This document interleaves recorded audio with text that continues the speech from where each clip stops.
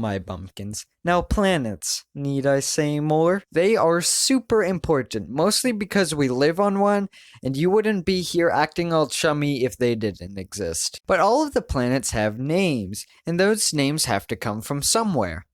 And it's mostly Greco-Roman mythology. So let's take a look at all of the planets' names. First is Mercury. The Greek name is Hermes.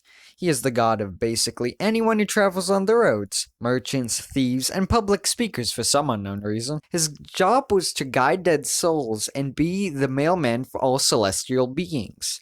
With this, I'm not really sure how he was able to do anything else, but in the stories, he is also the mischief god. Next is Venus. The Greek name is Aphrodite. She is the goddess of love, beauty, and being almost as unfaithful as Zeus.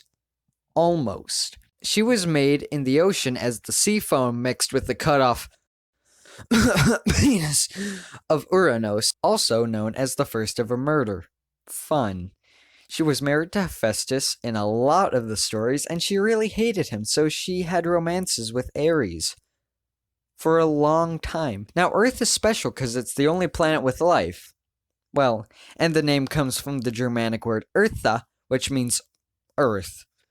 But if you're wondering, the Roman name is Terra and the Greek name is Gaia. Last terrestrial planet, and it's Mars. Greek name Ares. He's the god of war and weapons and all that sort of nonsense. He loved to kill, and he loved violent discord among people, to the point where he dragged his sister, the goddess of discord, Enyo, into his chariot, and they had fun times throwing Enyo's golden apple into battles and seeing people on the same army rip each other apart for it. He was also a little hot-headed, like that time he went to go fight two giants named Otis and Ephialtes. In response, they wrapped Ares in chains and dropped him in a jar for 13 months. Then we hit the asteroid belt, a lot of nothing, and then the first gas giant, Jupiter.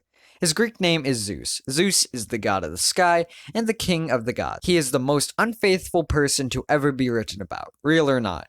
He was also very powerful and was rarely ever beaten, except for that one time a net was thrown on him.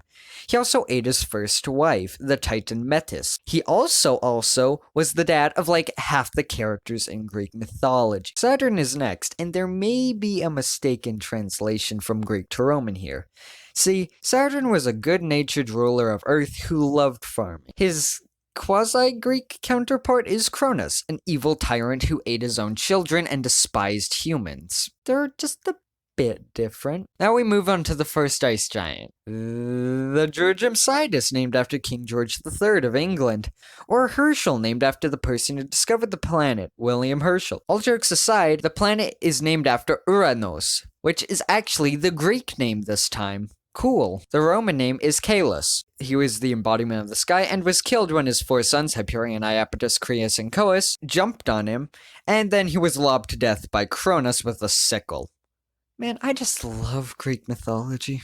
Last, we have Neptune, whose Greek counterpart is Poseidon. He is the god of the sea, earthquakes, and horses for some reason.